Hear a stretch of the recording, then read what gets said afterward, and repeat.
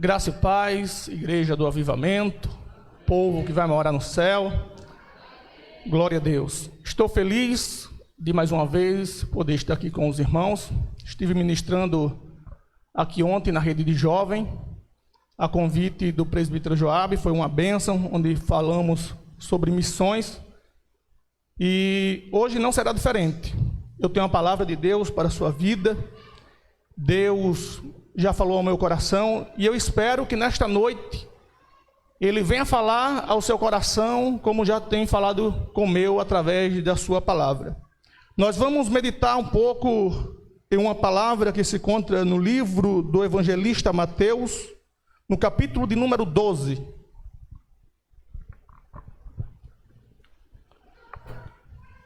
Evangelho que segundo escreveu Mateus, capítulo de número 12. Vamos ler a partir do capítulo de número 11, a partir do versículo de número 28. Evangelho que segundo escreveu Mateus, capítulo de número 11, a partir do versículo de número 28. Estou feliz de poder estar aqui com os irmãos, muito me alegro em ministrar a palavra de Deus, porque, como eu falei ontem, essa é a nossa missão. Nossa missão é pregar o Evangelho, porque só o Evangelho tem poder para salvar, para libertar o perdido da opressão do diabo. Só o Evangelho tem poder para transformar vidas e curar o enfermo. É por isso que eu me alegro em pregar o Evangelho, porque eu quero ver o inferno destronado e o reino de Deus cheio para a glória de Deus. Porque o desejo do coração de Deus é que todos se salve e chegue ao conhecimento da verdade. Deus não deseja que ninguém vá para o inferno. O desejo de Deus é que todos se salvem. E a salvação é tão simples que às vezes a gente até não acredita, porque a Bíblia diz: crê no Senhor Jesus e serás salvo tu e a tua casa.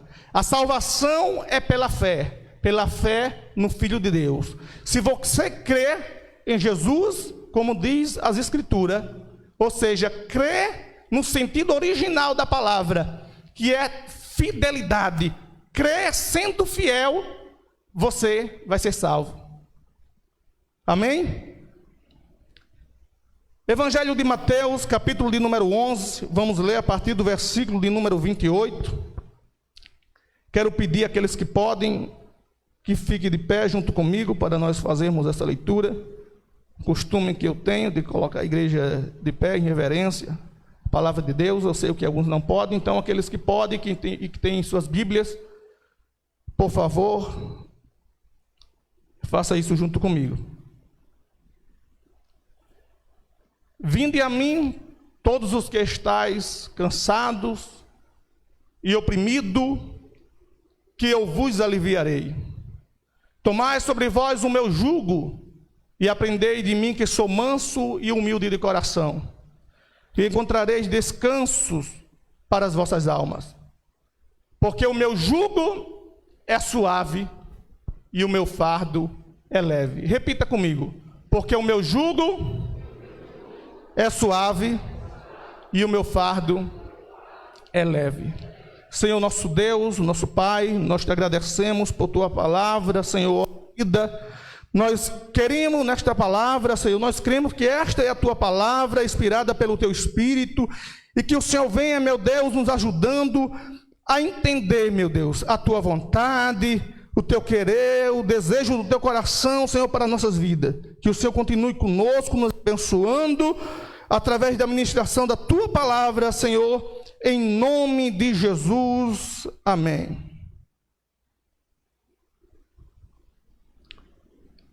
Nós estamos diante de um texto escrito pelo evangelista Mateus, mas proferido pelo próprio Senhor Jesus.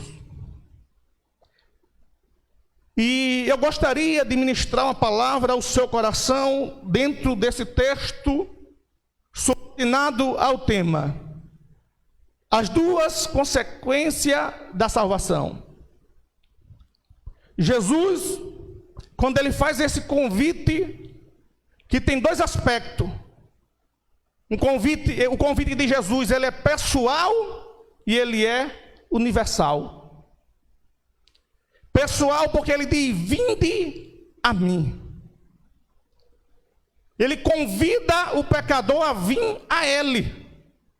Ele não te convida para vir a outra divindade ou a algum santo específico, não, ele convida para vir a ele. Porque Jesus, que é o caminho, a verdade e a vida. E ninguém, ele disse, vem ao Pai a não ser por mim. Jesus é o único caminho. A Bíblia fala que há dois caminhos. E para entrar por esses caminhos tem que entrar por duas portas. Existe uma porta larga e uma porta estreita. A porta larga e espaçosa, que aos nossos olhos parece ser um caminho mais fácil de prosseguir por ele, a Bíblia diz que é um caminho que leva à perdição. O caminho da libertinagem, o caminho do pecado, o caminho onde o homem se sente livre, mas na verdade está sendo oprimido pelo pecado, pelo diabo, e está indo em caminho à perdição. E ele acha que esse caminho é bom. Mas o caminho bom que leva à vida, a Bíblia diz que ele é estreito e apertado. Então é um caminho dificultoso. Não é fácil prosseguir por esse caminho. A vida cristã, a praticidade do evangelho não é algo fácil. Não é fácil ser crente. Essa é a verdade. Ser crente não é fácil. Não é fácil renunciar a si próprio. Renuncie a si mesmo e tome sua cruz e siga-me. Isso não é fácil. Não é fácil renunciar ao pecado, porque a Bíblia diz que nós somos escravos do pecado. E o homem escravizado pelo pecado, ele não faz aquilo que ele quer, mas sim aquilo que a carne dele sente prazer. Por causa do pecado que reina na carne. A vontade da carne é mal. A carne nos leva ao pecado, mas o Espírito nos leva a Deus. É por isso que Deus procura verdadeiros adoradores que o adorem em verdade e em espírito. Porque o Espírito clama por Deus. A nossa carne vai ficar aqui na terra depois da morte, mas o Espírito vai para a eternidade. A Bíblia diz no livro aos Hebreus que depois da morte vem um juízo. Depois da morte não tem esse negócio de purgatório. Depois da morte vem o juízo. Depois da morte segue-se o juízo. Todos nós iremos se apresentar ante o tribunal de Deus e prestar conta das nossas obras. E esse convite é universal. Ele diz: vinde todos. Então esse convite não é só para o rico, tão somente só para o pobre. A gente tem costume de dizer que Jesus veio buscar e salvar o perdido. E às vezes a gente cita o exemplo de Zaqueu, que era um homem pecador, um publicano, que era visto pela sua sociedade como um dos maiores dos pecadores. Porque ele, sendo judeu, traía a sua própria nação, cobrando imposto dos seus semelhantes para o Estado romano, que na sua época governava todo mundo, conhecido pelo homem. E a Bíblia diz que Zaqueu era chefe dos publicanos. E ele era rico. Mas Jesus não veio só buscar e salvar o perdido. No sentido que a gente entende de perdido, como quando a gente cita prostituta, alcoólatra. Jesus veio buscar esse, mas Jesus veio buscar também aquele que se acha santo. Aquele que se acha que é bom demais, que se acha rico, que acha que não precisa de Deus, que é autossuficiente. Jesus veio buscar isso também.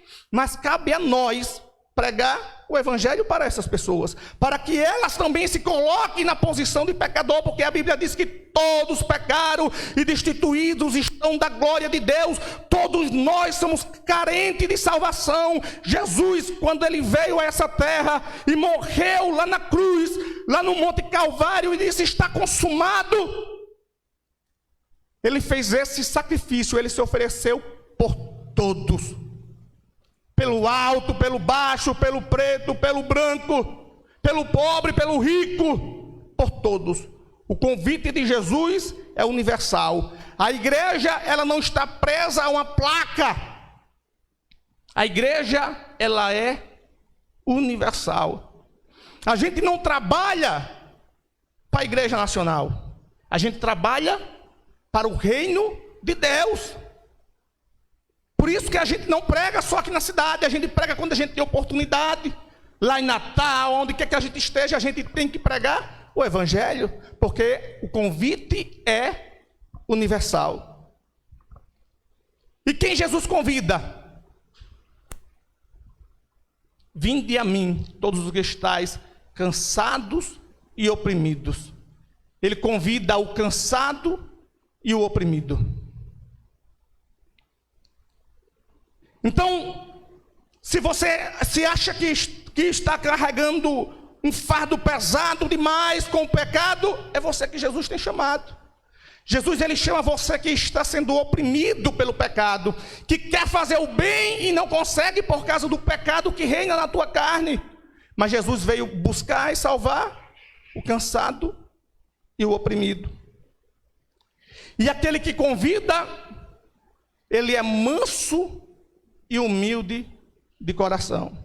Eu estou passando de maneira rápida por esses aspectos, porque na verdade eu quero me deter nas duas consequências da salvação, que é o jugo e o fardo de Jesus. Então aquele que convida é manso e humilde de coração. Ele não vai entrar na tua vida sem que você queira, porque ele é manso, ele é humilde, ele bate na porta, mas você que tem que abrir a porta do seu coração para Jesus entrar e fazer morada. Jesus, ele não vai te pegar a força e transformar você em um crente. Você que tem que dar a oportunidade de viver uma vida cristã diante de Deus. Se você não abrir a porta do seu coração, Jesus nunca irá fazer morada no seu coração. Não adianta você dizer que é cheio do Espírito Santo, dizer que é crente, dizer que crê em Deus desde o dia que você nasceu, se você não demonstra os frutos do Espírito. Como é que eu digo que eu sou cheio de Deus, creio em Deus, sou cheio do Espírito Santo, se eu continuo roubando, continuo mentindo, continuo me prostituindo, adulterando?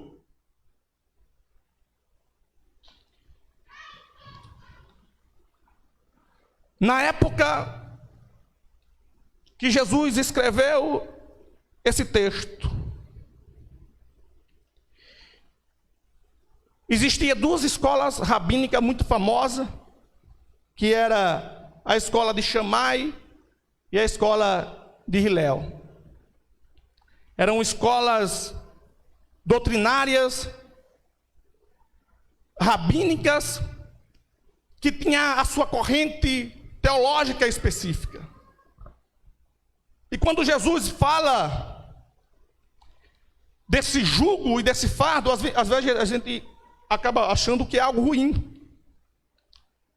Porque, na verdade, o que é um jugo? Deixa eu te explicar o que é um jugo. Jugo é um instrumento de madeira, né? Que é composto de duas varas, onde tem uma vara horizontal e outra transversal, que une dois animais, um ao lado do outro. Em muitos lugares as pessoas conhecem como canga. É um instrumento que é colocado sobre um animal específico para carregar um peso. Às vezes para puxar um arado, para carregar um fardo. Aí Jesus diz: vinde a mim e tomai sobre vós o meu jugo, porque o meu jugo é suave e o meu fardo é leve. Jesus nos convida a tomar o seu jugo e a carregar o seu fardo. Aí você pode pensar: mas para que eu vou carregar, tomar um jugo, que é um instrumento de submissão, de sujeição, de domínio moral? Para que eu vou tomar um jugo e carregar um fardo, se eu sou livre?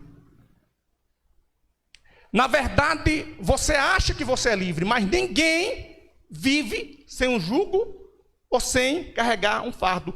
Todos nós carregamos um jugo, temos um jugo e carregamos um fardo.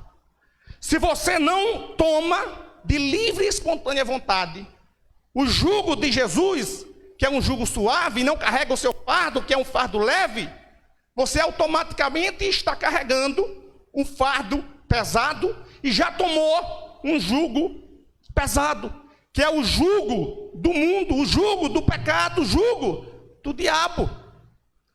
A Bíblia sempre fala de dois caminhos, como se tem aqui. Então, no mundo espiritual não existe neutralidade. Você não pode dizer, não, mas eu não quero carregar o jugo de Jesus, mas eu também não quero o jugo do diabo, eu quero viver a minha vida do jeito que eu quero. Na verdade, quando você está vivendo a sua vida do jeito que você quer, você já está vivendo do jeito que o diabo gosta. Ou seja, você já está carregando o jugo do diabo, o jugo do pecado, o jugo da religiosidade.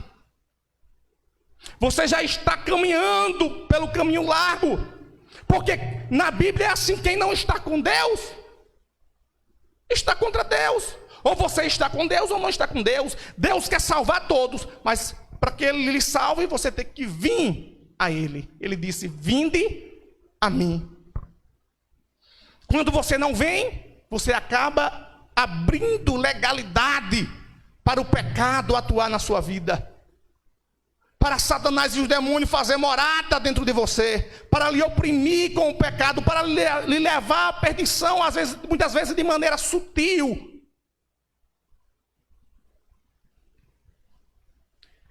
Mas dentro da cultura rabínica, o que Jesus quis dizer quando ele diz: tomai sobre vós o meu jugo?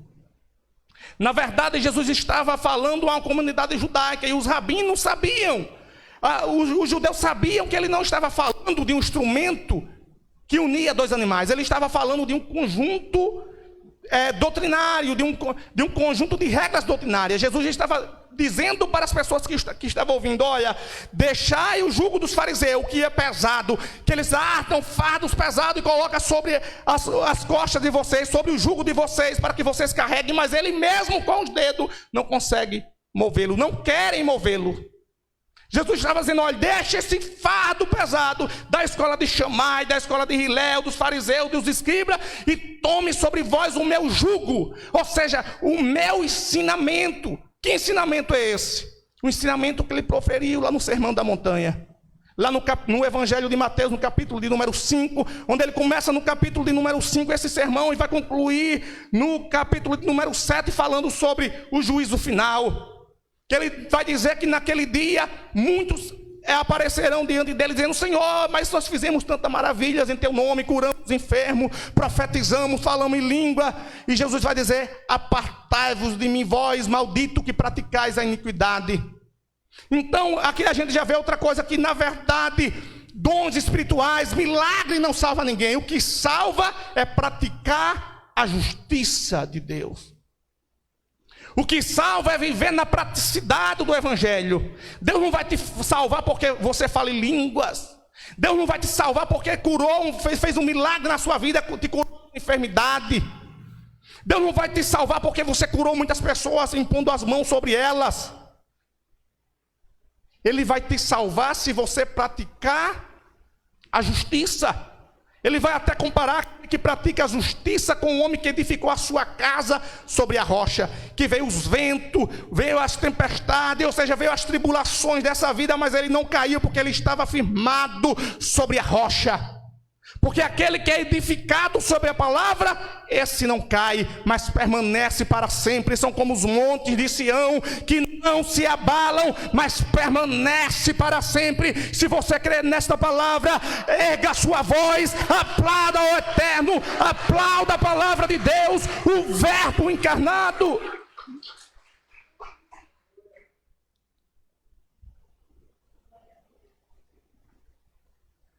Então ele diz: tomai sobre vós o meu jugo, os meus ensinamentos. Porque os ensinamentos deles, ele ensina através de mansidão. Porque eu sou manso e humilde de coração.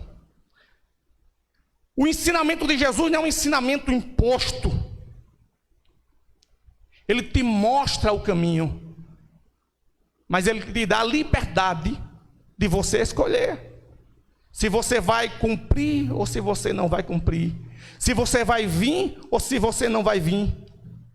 Você que tem essa liberdade de se aproximar de Deus, de se aproximar do Eterno, de se aproximar do Pai. Essa decisão está em você. As portas estão abertas. A porta larga e a porta estreita, mas cabe a você escolher qual caminho você vai traçar. E jugo também nos fala de relacionamento. Como eu falei, o jugo é um instrumento que une dois animais em um instrumento de madeira para carregar um fardo. Então, quando Jesus diz: vinde e tomai sobre vós o meu jugo, ele está dizendo: vinde e andai comigo, porque esse fardo eu vou carregar com você. Jesus, ele não te deixa carregar esse fardo sozinho, ele carrega esse fardo junto com você. É por isso que o fardo de Jesus é leve, porque você não vai andar sozinho. Eu venci o mundo e vós vencereis também. Jesus, ele já venceu o pecado por nós, ele já pagou o preço lá na cruz do Calvário, ele já foi crucificado, ele já se ofereceu. Cabe a nós agora só crer no Senhor Jesus. Não precisa a gente ficar fazendo sacrifício. Eu costumo dizer que a gente não faz nada para ser salvo. A gente não vem à igreja para ser salvo, você sabia? A gente não evangeliza para ser salvo, a gente não ora para ser salvo, a gente não lê a Bíblia para ser salvo. A gente faz isso porque nós somos salvos. Porque nós somos salvos, nós praticamos a justiça de Deus. Porque quando você faz algo para Deus, para ser salvo, é como se você estivesse invalidando a cruz de Cristo. Porque o sacrifício ele já fez. Cabe a nós agora só vir, só acreditar, só colocar nossas vidas nas mãos do Mestre e dizer: eis-me aqui, Senhor. Eu quero te seguir, eu quero te servir. Porque o sacrifício ele já fez, ele já se ofereceu lá naquela cruz. Então cabe a você e a mim agora só se arrepender dos nossos pecados, nos reconhecer como um pecador, para que ele possa, através do seu sacrifício, nos justificar, remir os nossos pecados, transformar nossas vidas, nos libertar da opressão do diabo, nos salvar e nos transformar em uma nova criatura. E a segunda coisa que Jesus nos oferece com a salvação, a segunda consequência da salvação, é o seu fardo. E o que é um fardo? Fardo é uma coisa pesada, transportada. Para alguém é uma carga pesada. Isso que é um fardo. Fardo é uma carga. Mas ele diz que essa carga, que esse fardo dele é suave. O fardo de Jesus não é como o fardo do mundo, como o fardo do pecado. O fardo de Jesus é um fardo leve. E por que ele é leve? Porque ele carrega esse fardo com você. Na Bíblia a gente vê exemplo de pessoas que tinham um fardo pesado sobre si, e que quando se encontraram que Jesus ofereceu o seu fardo leve, eles preferiram continuar carregando o seu fardo pesado. Como exemplo, o jovem rico, que veio até Jesus, que o evangelista Marcos escreveu, quando ele vem até Jesus com um fardo pesado, um fardo da religiosidade, se achando santo demais, ele se aproxima de Jesus e ele diz: Senhor, o que farei para herdar a vida eterna? Talvez ele já veio até Jesus se achando salvo, se achando santo, porque ele já cumpria todos os mandamentos, ele já cumpria todos os requisitos, ele já era um judeu, ele já era um filho de Abraão. Aí ele vem até Jesus e diz: Senhor, o que farei para herdar a vida eterna? Aí Jesus olha para ele, o amando, aí diz: Pergunta para ele se ele tem guardado os mandamentos. Começa a citar os mandamentos. Ele diz: mestre, tudo isso eu já tenho guardado desde a minha mocidade. Aí Jesus olha para ele e diz: então te falta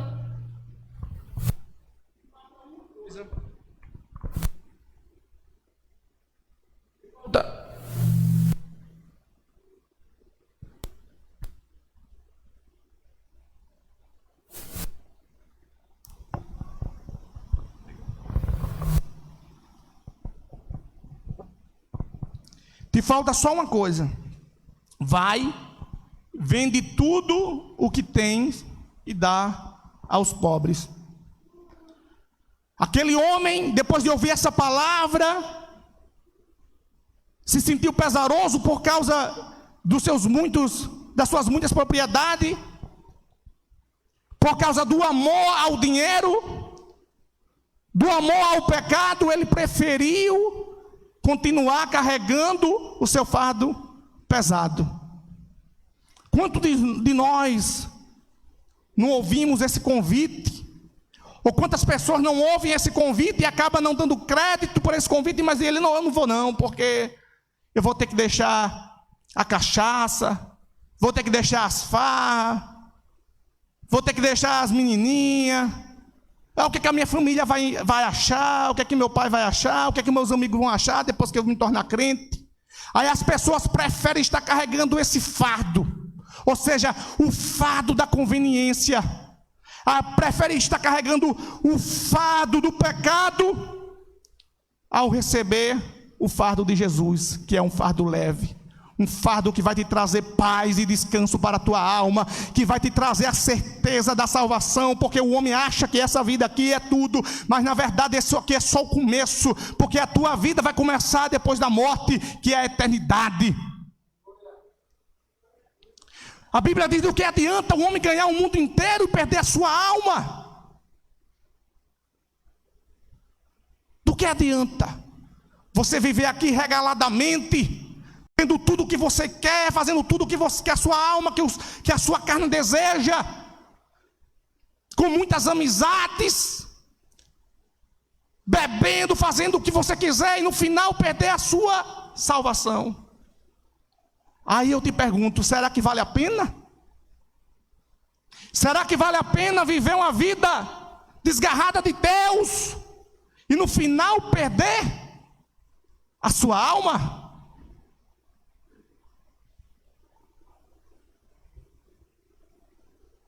Será que vale a pena? Mas, ao contrário deste homem, a gente vê outros exemplos de pessoas que tinham um fardo até parecido com o fardo desse jovem rico. Por exemplo, Zaqueu, quando se aproximou de Jesus, ele também era um homem rico. Ele também era um judeu, apesar de ser rejeitado pelos seus semelhantes, por causa do seu pecado, que na verdade, eu digo pecado, mas ser fariseu não quer dizer que seja pecado. O pecado estava na prática dos fariseus, que era de roubar o seu semelhante através da cobrança dos impostos. Mas quando ele chega diante de Jesus, com todo o seu fardo pesado, com todas as suas cargas, ele mesmo, de maneira voluntária, não espera nem Jesus fazer o convite. Ele diz: Senhor, se em alguma coisa tenho defraudado alguém, eu restituo 4 vezes mais, e até metade dos meus bens eu dou aos pobres. Aí Jesus olha para ele e diz: hoje veio salvação a esta casa, porque o Filho do Homem não veio salvar o justo, mas sim trazer o pecador ao arrependimento. Jesus, ele veio buscar e salvar o perdido, ele vai dizer. Mas para isso, nós que temos que nos reconhecer como perdidos, como pecadores diante de Deus, e vim até ele, vim até Jesus, porque o convite é universal. Ele faz o convite para todos: vinde a mim, todos os que estáis cansados e oprimidos, que eu vos aliviarei. E eu quero convidar a igreja para ficar de pé nesse momento.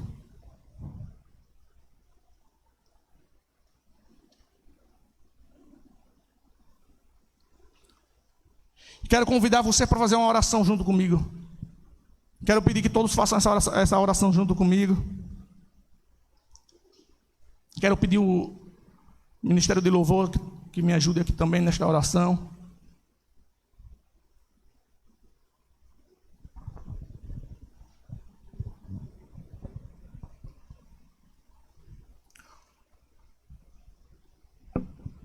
O convite de Jesus está aberto. Ele diz: vinde a mim.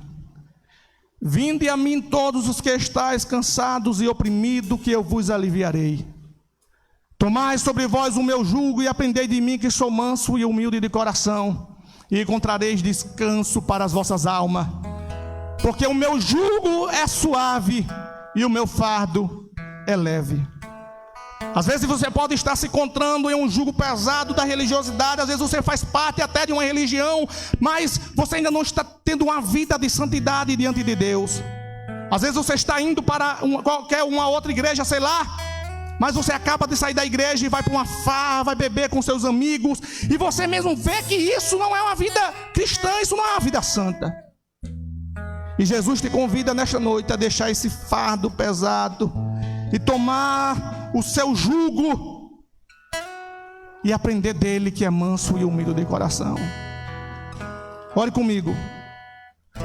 Senhor, eu quero neste momento entregar a minha vida a ti, reconhecer que sou um pecador e que preciso do teu perdão.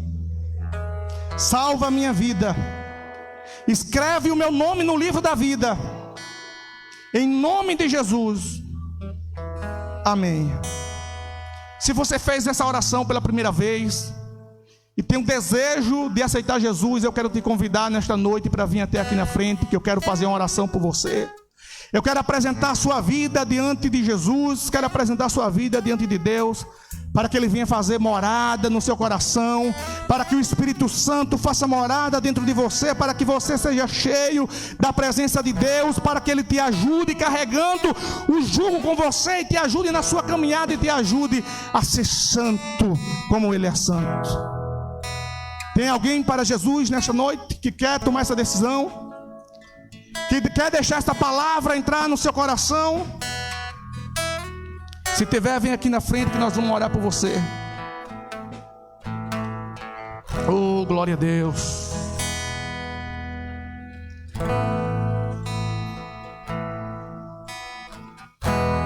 Deus amou o mundo de tal maneira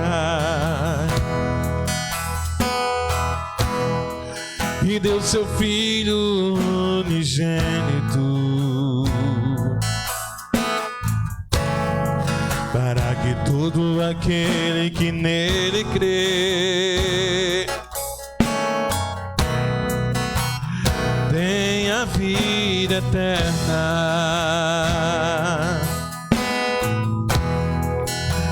E Ele se fez carne e habitou entre nós,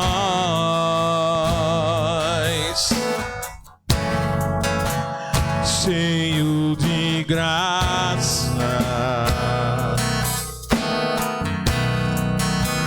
cheio de verdade, e o seu nome é Jesus, e o seu nome é Jesus.